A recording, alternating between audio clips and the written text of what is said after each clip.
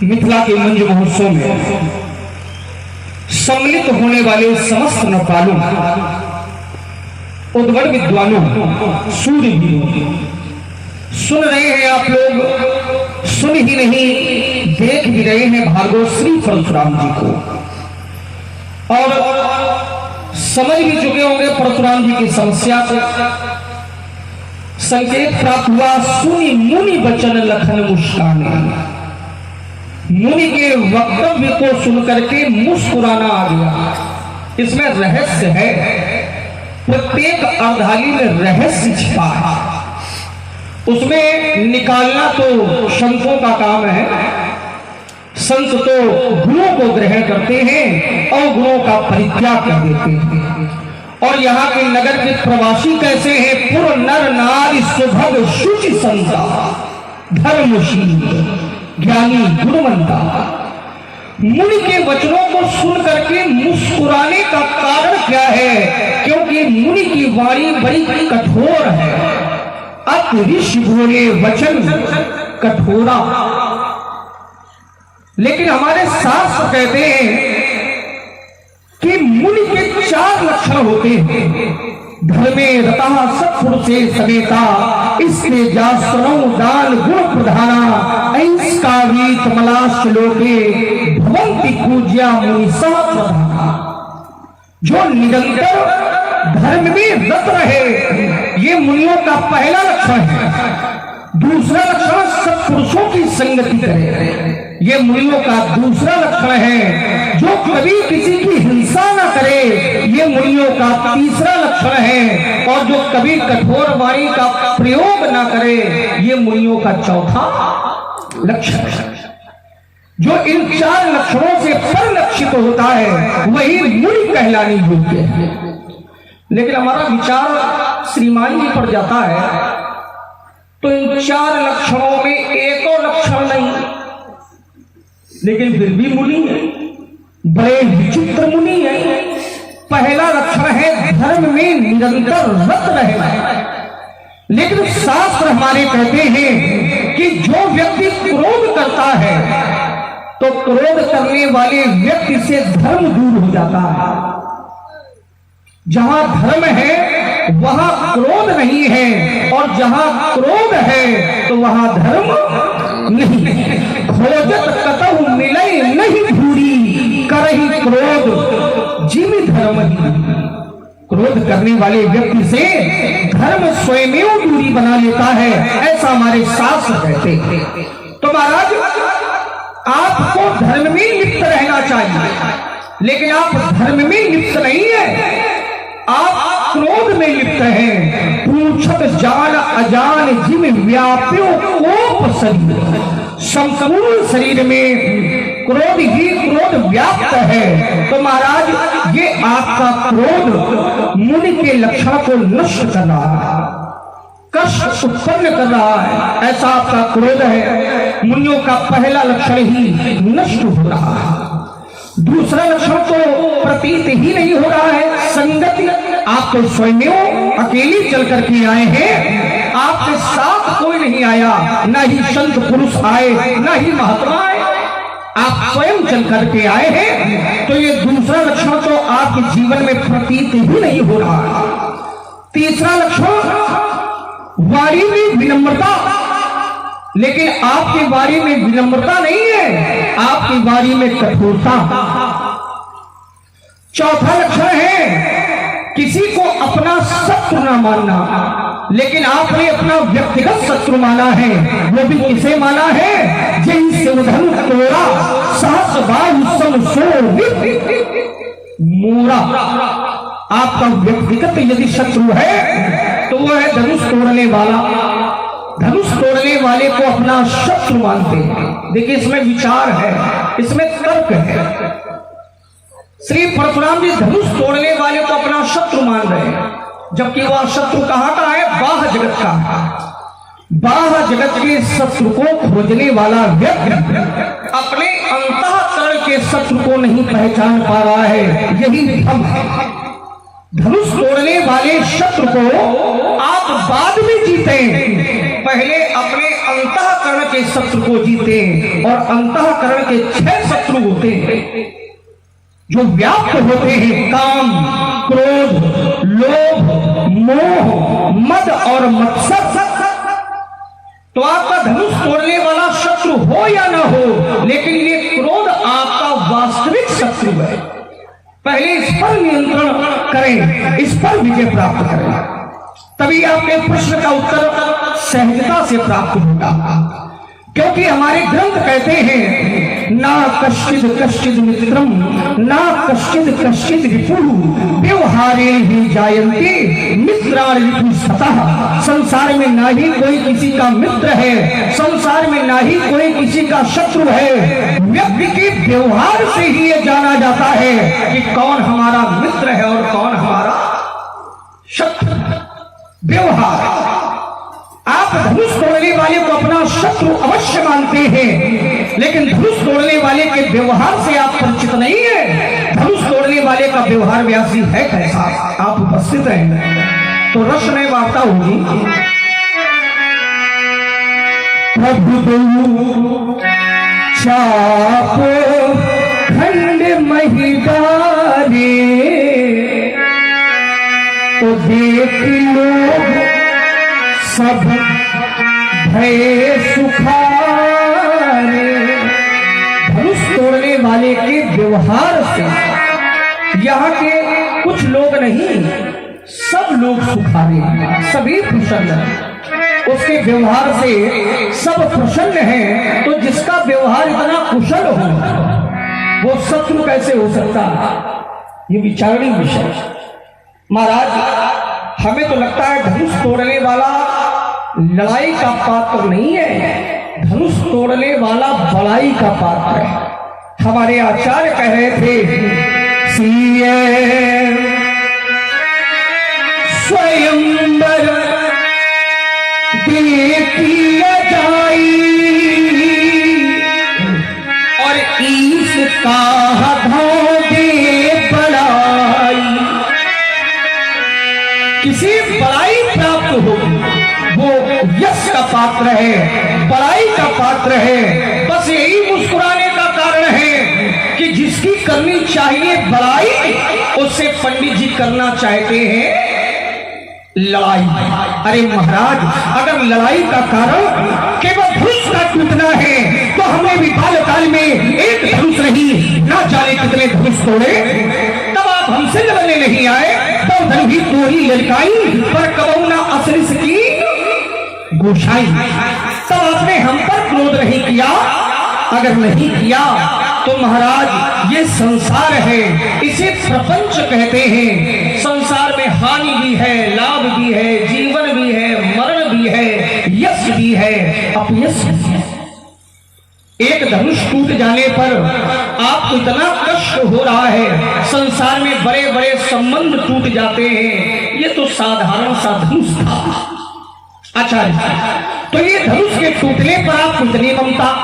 अरे महाराज, जो धनुष मजबूत होते हैं, जो धनुष सुदृढ़ होते हैं, उनकी प्रति ममता हो ये तो अच्छा लगेगा। लेकिन जो धनुष टूट चुका है, टूटे हुए धनुष पर इतनी ममता, ये शोभा नहीं दे रहा है। यही धनु पर ममता की है कथता हम आपके श्रीमुख से जानना चाहेंगे। राजकुमार लक्ष्मण, मैंने जनक से पूछा कब जनक धनुष की तोड़ा, तो अति डर उत्तर दे अपना मौन हो गए। बड़े बड़े भाई राम ने आकर कहा, नाथ तुम्हारा तब पत मैं दास तुम्हारा, कोई एक दास तुम्हारा। नाथ धनुहारा कोई एक दास तुम्हारा। उसने को कह दिया, कोई शब्द निश्चयवाचक है, निश्चयवाचक सर्वनाम है। और भी कह दिया, आय सुखा कही के मुझे आज्ञा दीजिए। तुम्हारा भाई जानता है कौन है धनुष तोड़ने वाला, स्पष्ट बताना चाहिए, अमुक है अथवा इन मोही के अनुसार निश्चयात्मक सर्वनाम तो कह देता नाथ समुद्र भंजनहारा तो पदरत मैं दास तुम्हारा, तो भी शिक्षा भेद का सृजन हो जाता। और सर्वधर्मान प्रत्युज मामेकम शरणम ब्रज, अहम त्वा सर्व पापेभ्यो मोक्षयिष्यामि शुचा की पृष्ठभूमि सुनिर्मित हो जाती। अब तुमने कहा कि परशुराम जी हमें मुनि किसी कोण से नहीं मिल रहे। मानसकार ने कहा, व्यास की वाणी से निकला, सुन मुनि बचन लखन मुस्काने। मानसकार ने हमें मुनि माना, लेकिन लक्ष्मण हमें मुनि नहीं मान रहा। और मुनि की कसौटी पर इसने कहा जो धर्म में रत हो वो मुनि है। परशुराम जी कहीं से धर्म में रत नहीं है। सीधा क्षेप लक्ष्मण ने हमारे ऊपर लगा दिया। तो बेटे तुमने किस कसौटी पर कसा कि हम धर्म में रत नहीं है, हमारे अंदर धर्म नहीं है। भाई तुमने कुछ कसौटी पर कसा होगा, तभी तो कह दिया परशुराम जी में धर्म नहीं है। क्रोध से धर्म दूर हो जाता है। तो क्रोध तो तुमने भी किया, तुम भी धर्म से दूर हो गए। क्रोध तुमने एक बार नहीं किया, कई बार तुमने क्रोध किया। माथे लखन कुटिल भई बहुए, रद कुट फरकत नयन ऋषुए, लखन शकोप, सामान्य सही कोप माने क्रोध। लखन शकोप बचन जे बोले, तो डगमगान मही दिग्गज डोले। अरुण नयन भरकुटी कुटिल, चितवत नृपन शकोप। क्रोध तुमने भी किया। हाँ ध्यान दें, आपने आदरणीय श्री रमाशंकर जी पाल चालक बांदा डिपो उत्तर प्रदेश परिवहन निगम आपकी ओर से 101 रुपये सादर दोनों ही महापुरुषों के चरणों में समर्पित हैं। बहुत बहुत धन्यवाद। बरसात देर में हुई लेकिन बढ़िया हुआ। ये बादल जो है इस घर शासन सुमति भूमि थल हृदय अगाधु, वेद पुराण मुदति घन साधु। बरसाने वाले साधु लोग हैं। यहाँ तो अभी वृष्टि शुरू हुई, अब महावृष्टि होगी। अच्छा क्या बात है राम जी। तो लक्ष्मण क्रोध तुमने भी किया और कह रहे परशुराम जी में बात क्रोध है। तुमने कहा जो क्रोध करे वो मुनि नहीं, मुनि में हिंसा नहीं होनी चाहिए। देखिए मुनि हिंसक नहीं होते, लेकिन जब देश काल परिस्थिति बन जाती है तो वो जो हिंसा होती है उसे हिंसा नहीं कहते, उसे धर्म की स्थापना कहते हैं। परित्राणाय साधूनाम विनाशाय च दुष्कृताम धर्म संस्थापनार्थाय। जैसे कपिल जी हैं, उन्हें कहा जाता है कपिल मुनि। कपिल के साथ क्या जुड़ा है? मुनि। और कपिल मुनि का जब 60,000 सगत के पुत्रों ने अपमान किया, बोले एस बाज हर्ष चौरा आस्ते मीलित लोचना हन्यताम हन्यताम पाप इति खष्टि शास्त्रिणा। 60,000 ने कपिल जी की जटाएं पकड़ के नोची, का ये चोर है, इसे मारो मारो। कपिल मुनि को क्रोध आ गया। उदा युधा अध्ययन उनमें शिकदा मुनि। मुनि शब्द आया भागवत में 9 स्कंद में। मुनि ने नेत्र खोले, उससे निकली अग्नि। सतावत रुष्टस्य दृष्टिपातेन भारत देहजेन अग्निना दग्धो भस्मसात अमोक्षणा। मुनि के नेत्रों से क्रोध की ज्वाला निकली और 60,000 जलकर भस्म हो गए। लक्ष्मण कहता मुनि क्रोध ही नहीं करते। तो मुनि कपिल जी ने क्रोध किया, 60,000 जला दिया। तो तुम्हारा ये कथन व्यर्थ है कि मुनि क्रोध करे सो मुनि नहीं। और क्रोध तुम स्वयं धर्म से दूर हो जाता है, और क्रोध तुम स्वयं करते हो। तो लक्ष्मण तुम्हारी ये जो व्याख्याएं हैं ये शास्त्र सम्मत नहीं है, मनमुखी हैं। कि परशुराम जी में क्रोध है मुनि, उसे मुनि का शाब्दिक अर्थ है मननशीला मुनि। जो मनन करते हैं वो मुनि है। और ऋषि और मुनि में अंतर है। ऋषि ऋषया मंत्र दृष्टारा, जो वेद मंत्रों का साक्षात्कार करते हैं वो ऋषि, और जो मनन करते हैं वो मुनि। यहाँ ये बात नहीं है कि जो क्रोध करें, क्रोध आ जाए तो मुनि पद से समाप्त हो जाते हैं, उनमें धर्म नहीं रहता। परशुराम जी में धर्म नहीं है। तो मैं बड़े आश्चर्य में पड़ गया कि लक्ष्मण तुमने कौन सी कसौटी पर हमें कसा कि धर्म नहीं है, 4 चरण धर्म के होते हैं, तो अब उन 4 चरणों पर तो हमें कसो। क्या परशुराम जी में वो 4 चरण हैं? अगर है तो ठीक है, तो हम धार्मिक हैं, अगर नहीं है तो हम अधार्मिक हैं। अब लक्ष्मण ने ही कसा है तो यही बताएगा कि वो कौन कौन चरण हैं और वो परशुराम जी उन पर खड़े हैं कि नहीं है? तो ये तुमने कह दिया कि परशुराम जी में धर्म नहीं है। लक्ष्मण ने कहा न कश्चित कस्यचित मित्र न कश्चित कस्यचित रिपुः व्यवहारेण जायन्ते मित्राणि रिपुवस्तथा। न कोई किसी का मित्र है न कोई किसी का शत्रु है। शत्रु और मित्र यहाँ व्यवहार से बनते हैं, व्यवहार से। कुछ शत्रु मित्र तो बेटा जन्मजात होते हैं, स्वभाव से ही होते हैं, प्रकृति से होते हैं। जैसे रात्रि और सूर्य, ये जन्मजात एक दूसरे के विरोधी है। रात्रि होगी तो सूर्य नहीं, सूर्य होगा तो रात्रि नहीं। राम और काम, जहां काम तहां राम नहीं, जहां राम नहीं काम। तुलसी कबहू रही सके रवि रजनी एक ठाम। ये जन्मजात एक दूसरे के शत्रु हैं। अब जैसे लक्ष्मण ने कहा व्यवहार से शत्रु मित्र बनते हैं। अहि मूषक वर्ग, अहि माने सांप, मूषक माने चूहा। ये व्यवहार से नहीं शत्रु मित्र है, ये जन्म से ही है। ये जन्म से ही शत्रु मित्र बने हैं बेटे। बहुत ऐसे हैं जो जन्म से ही होते हैं शत्रु मित्र, जन्म से ही। मार्जारी मूषक है ना, ये जन्म से ही बनते हैं। इनमें नहीं कि इन्होंने एक दूसरे का व्यवहार खराब किया है तब ये शत्रु मित्र हुए हैं। ये स्वभावतः जन्म से होते हैं। तो और तुम्हारा ये भी सूत्र है कि व्यवहार से भी बनते हैं, लेकिन पूरा पूरा नहीं सकते हैं। कुछ प्रकृति से होते हैं जो जन्म से ही जन्मजात विरोधी एक दूसरे के होते हैं। तो सुमित्रा ने लक्ष्मण हमने धनुष तोड़ने वाले को शत्रु माना, इसलिए माना कि उसने भगवान शंकर का धनुष तोड़ा।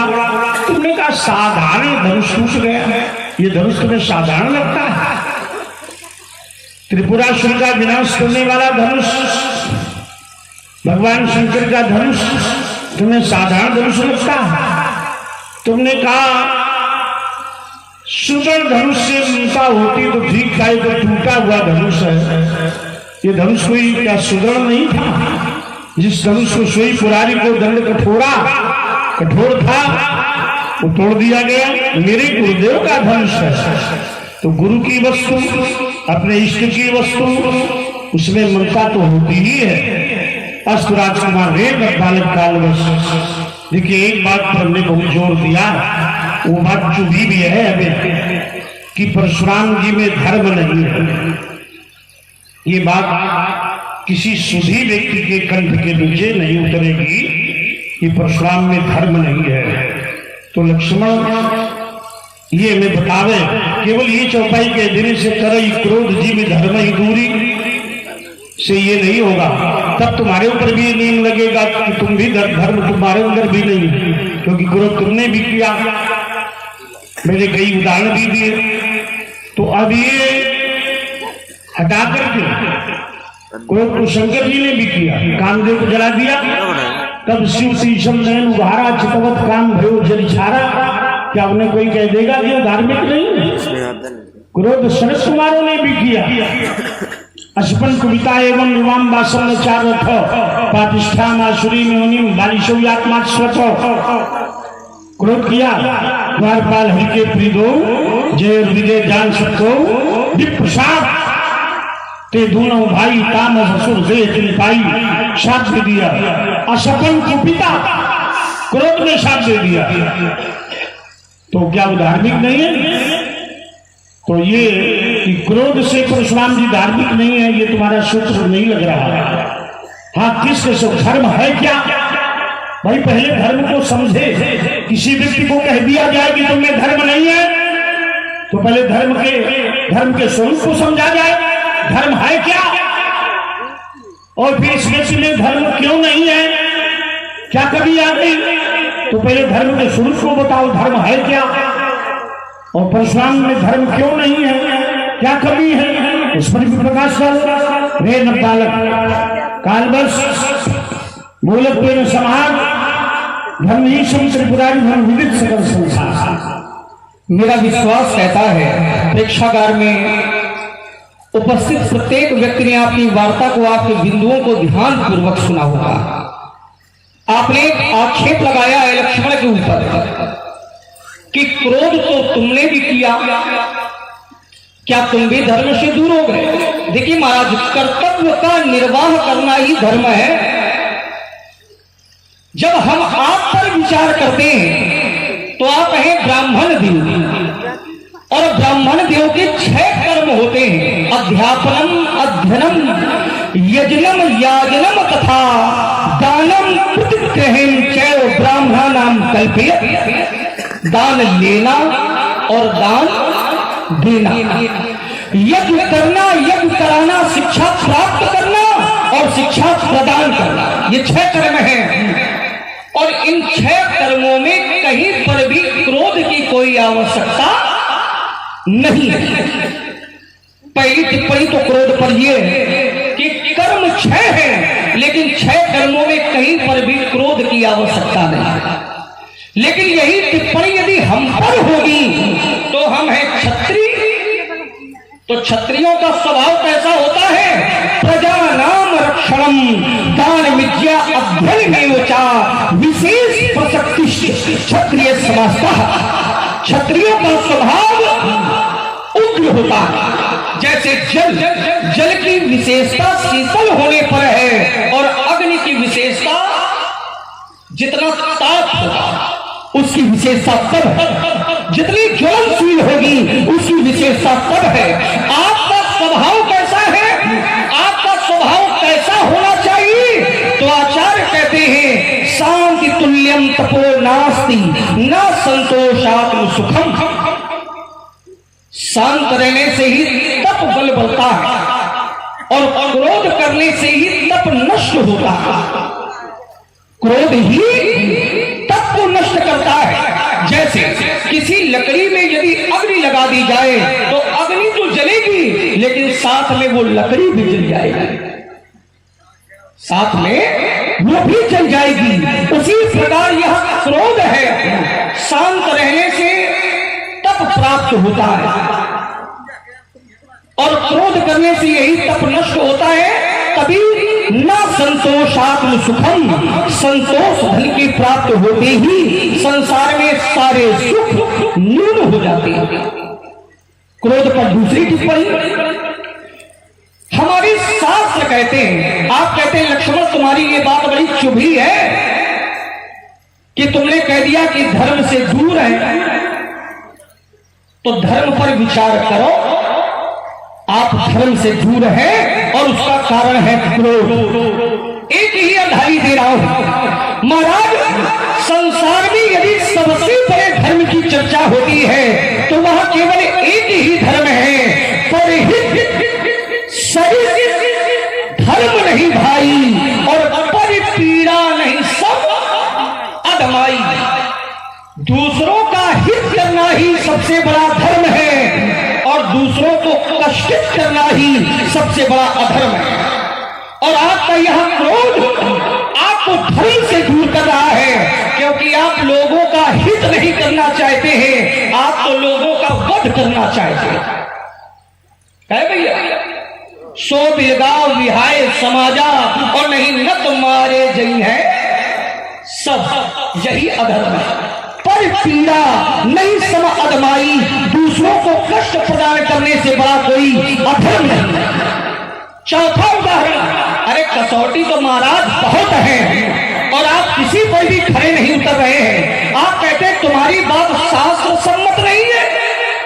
अरे महाराज, हमारे ग्रंथ कहते हैं, हमारे शास्त्र कहते हैं कि तात 3 अति प्रबल खल, संख्या में 3 है और स्वभाव में प्रबल है, और महाराज पहचान में क्या है? खल, दुष्ट है। वो 3 कौन कौन से हैं? तो आचार्य कहते हैं काम, क्रोध और लोभ। और ये हानिकारक किसके लिए है? लक्ष्मण के लिए नहीं है। मुनि विज्ञान धाम मन करहि निमिष महाछो, ये मैं नहीं कह रहा हूं, ये ग्रंथ कह रहे हैं कि मुनि के विज्ञान रूपी धाम के लिए यह क्रोध, यह लोभ, यह मोह हानिप्रद है, ये हानि क्षति पहुंचाते हैं। तो ये हमारा विचार नहीं, हमारे ग्रंथ कह रहे हैं महाराज। आप हमारी न मानिए लेकिन ग्रंथों की मानिए। कपिल मुनि, आप कपिल मुनि का उदाहरण देते हैं, लेकिन क्या कपिल मुनि के जीवन में ये सूत्र नहीं लगेगा क्या कि अति प्रबल खल, मुनि विज्ञान धाम मन करे निमिषमा क्षोभ, क्या ये कपिल मुनि के जीवन में नहीं लगेगा क्या? जो भी मुनि होकर के क्रोध करते हैं तो क्रोध करने से उनकी साधना नष्ट होती है। और आपने एक परिभाषा दिया, मननशीला सा मुनि, जो मनन करे, जो चिंतन करे, जो विचार करे वह मुनि है। लेकिन जो क्रोध करे, क्या ऐसी कोई परिभाषा है कि जो क्रोध करे वो मुनि है? जो मनन करे। और ग्रंथ क्या कहते हैं? क्रोधाति भवति सम्मोहा, सम्मोहाति स्मृति विभ्रमः, स्मृति हिंसाति बुद्धिनाशो, बुद्धिनाशात् प्रणश्यति। क्रोध करने से मोह उत्पन्न होता है, मोह के उत्पन्न हो जाने से स्मृतियां नष्ट हो जाती हैं, और स्मृतियों के नष्ट हो जाने से व्यक्ति की बुद्धि भी नष्ट हो जाती है। ये भगवत गीता कहती है। तो महाराज, क्रोध पर टिप्पणी तो वैसे हो रही है, हम क्रोध करें ये शोभा देगा, लेकिन आप क्रोध करें ये शोभा नहीं देगा। आप तो आशीर्वाद दें ये शोभा देगा। महाराज, ब्राह्मण की पहचान ज्ञान से होती है, लेकिन क्षत्रिय की पहचान वीरता से होती है। आप ज्ञान चर्चा करें, थोड़ा थोड़ा चले तो उत्साह बना रहेगा। बिल्कुल बिल्कुल चलेंगे। दूसरा बिंदु, चलो, आपने कहा लक्ष्मण, हमारा ये धनुष साधारण नहीं था। अच्छा चलो, आपका ये धनुष साधारण नहीं था, तो इसको तोड़ने वाले को कहे साधारण मान रहे हो? भाई आपका धनुष बहुत मजबूत था, लेकिन जिसने इसको तोड़ा है उसको कहे हल्के में लिए हो। मैंने उसे हल्के से नहीं लिया, बिल्कुल लिया है। साहस भाव, साहस भाव। तो सहस्त्र भाव महाराज, धनुष तोड़ने वाले के पराक्रम के सामने सहस्त्र भाव कुछ नहीं। चलो उसको देखेंगे, अभी देख लो, इसका उत्तर ले लो, उसके बाद में आपके पास पूर्ण समय है। उस समय का आप ये नहीं कि भोजन किया नहीं, सहस्त्र भाव के पास 1000 भुजाओं की शक्ति थी, लेकिन धनुष तोड़ने वाले के पास 1000 ही नहीं, जिस धनुष को तिलमात्र हिलाने के लिए 10,000 राजाओं ने अपने बल का प्रदर्शन किया। भूप साहस 10 एक ही 12, लेकिन लगे उठामन तरहिना तारा। लेकिन धनुष तोड़ने वाले ने क्या किया? धनुष को उठा लिया। 10,000 राजाओं की 20,000 भुजाएं हो गई, और 20,000 भुजाओं से भी अधिक जिसने धनुष तोड़ा। तो कहा 1,000 और कहा 20,000। अब भुजाओं में भी अंतर होता है। सच्ची भुजाओं का बल एक जैसा थोड़े होता है। अब सास बहू की भुजाएं और लोगों की भुजाएं, इनका बल के बराबर होगा? कहाँ का उदाहरण कहाँ लगा रहा है। अब बात ये आई कि परशुराम जी में धर्म नहीं है, धर्म से शून्य है। तो पहले तो धर्म की तुम व्याख्या बताओ कि धर्म है क्या, और क्यों परशुराम जी? भाई वो तो हमने काट दिया कि करई क्रोध जिम धर्म ही दूरी, क्रोध तुमने भी है, तुमने कहा क्षत्रिय में क्रोध होता है, ऐसा कोई प्रमाण दो जो क्षत्रिय में क्रोध होता होगा। शास्त्र आज्ञा दे क्षत्रिय को क्रोध करना चाहिए। जब ब्राह्मण की परिभाषा दी गई, ये जन्म या जन्म चाहिए अध्ययनम अध्यापन तथा दानम प्रतिगृहम चाहिए ब्राह्मणा नाम कल्पे, ये ब्राह्मण के गुण हैं। तो क्षत्रिय के कहा शौर्यम दार्क्षम धृति तेज युद्धे चापलायनम, क्षत्रिय के कहे गए। शौर्य हो, पराक्रम हो, दार्क्षम दक्षता हो, धृति धैर्य हो, तेज हो, और युद्ध से भागे नहीं। अथ प्रजानाम क्षति पालनम प्रजा और पृथ्वी की रक्षा करे, ये तो कहीं नहीं कहा गया क्षत्रिय क्रोध कर। ऐसा कोई अगर तुम्हारे पास प्रमाण हो, कोई विद्वानों की सभा बैठी है, बताओ कि क्षत्रिय क्रोध बताया गया कि क्षत्रिय क्रोध करे। बातों से थोड़े काम बनेगा। अब हमने जो प्रश्न किया था उससे भाग रहे हो। प्रश्न हमने किया नहीं, तुमने हमारे ऊपर आरोप लगाया कि परशुराम जी में धर्म नहीं है। तो धर्म है क्या? मैंने कहा धर्म के कितने चरण हैं, हमने बता भी दिया 4। उन 4 चरणों में परशुराम क्यों नहीं आते? हम अपनी बात यही रोकते, बहुत लंबा संवाद नहीं करेंगे। धर्म के जो 4 चरण हैं वो कौन कौन है, परशुराम उनमें क्यों नहीं आते? इस पर लक्ष्मण द्वारा व्याख्या में चाहता हूं, जो बहुत बड़ी टिप्पणी है कि परशुराम जी क्यों धर्म संस्थापनार्थाय परशुराम है, और लक्ष्मण ने शास्त्र को हटा करके ये कह दिया कि परशुराम जी में धर्म ही नहीं है। तो केवल ये कह देने से कि क्रोध से धर्म दूर हो गया, वो क्रोध तुम्हारे ऊपर लग गया। बोले कपिल मुनि, उनको भी लपेट में ले लिया, बोले वो भी क्षीण हो गए। कपिल मुनि बोले वो भी क्षीण हो गए। शंकर जी ने क्रोध किया, वो भी क्षीण हो जाएंगे, धर्म से दूर हो जाएंगे। तो हम अपनी बात रोकते, लंबा संवाद नहीं। 4 चरण कौन है और परशुराम जी क्यों धार्मिक नहीं, उन चरणों में है कि नहीं? कहीं वो चरण छूते हैं परशुराम जी के नहीं छू रहे हैं।